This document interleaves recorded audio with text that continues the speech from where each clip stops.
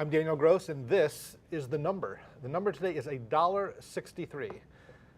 That is the effective salary that Diane Sawyer of ABC News gets per viewer per year. Now, Paula Froelich has crunched the numbers with very sophisticated algorithms to determine which of our popular anchors are bargains and which are expensive. Now, when you look at Diane Sawyer, she looks like she's an expensive person. Well, she looks pretty expensive. I mean, she's chic. Look at her. She's amazing. And also, when you read the numbers of, like, she gets paid $12 million and people go crazy. But if you divide it by how many viewers she actually gets, which is 7.32 million on a exactly, typical night. It's actually not that much. But then you look at somebody like an Anderson Cooper, who technically gets paid less than Diane by making $11 million, but he has so few viewers that he's paid over $18 a viewer.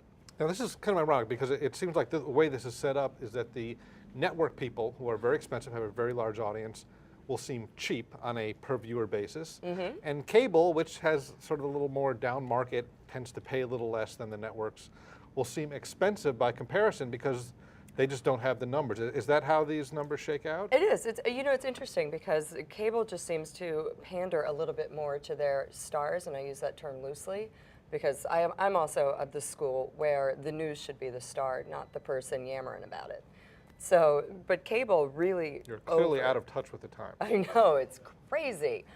Cable really overpays, especially CNN and MSNBC. They really like to reward for low numbers. Right, so not to pick on anyone in particular, but Joe Scarborough of Morning Joe, a $4 million salary, audience of about 367,000 on a good day, $10.89 per viewer. I mean, that's pretty great. If you think about it, I could actually live on doing a random internet show that gets 20 viewers a day. I'd be like, all right, now you're talking about the number. Hey, I'd be like, all right, that's 2,000 a day. I'm good. Yeah. You know, why don't you guys all pay me $10, or we can all watch me, and I've made a great living. Now, as with every other type of industry, you have Hollywood and sports, there is the superstar system where the people at the very top get paid an inordinate amount, even if the underlying business isn't making money. Do these salaries mean that MSNBC and CNN are losing money by employing Anderson Cooper and Joe Scarborough? Not necessarily. There are things to be taken into account, such as marketing and advertising. And also, cable has two revenue streams. They've got licensing and they've got ad, whereas network only really has an ad revenue stream. However, a lot of people say, well, we might have low numbers, but the people watching us have high salaries. So we can go to an advertiser and say, the people who actually watch us will buy your product, so we can charge a premium.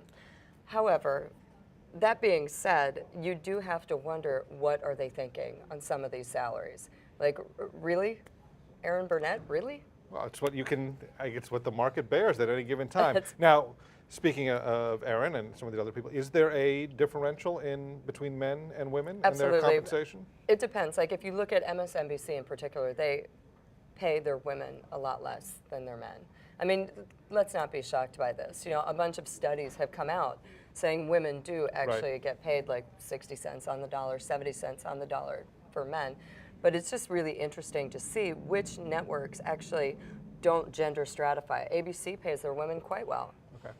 Well, look, here at The Number, we pay men and women the exact same amount. A big fat zero. And we all get the same per viewer dollar, so it's a real bargain. But Paula, thanks very much. Thank you.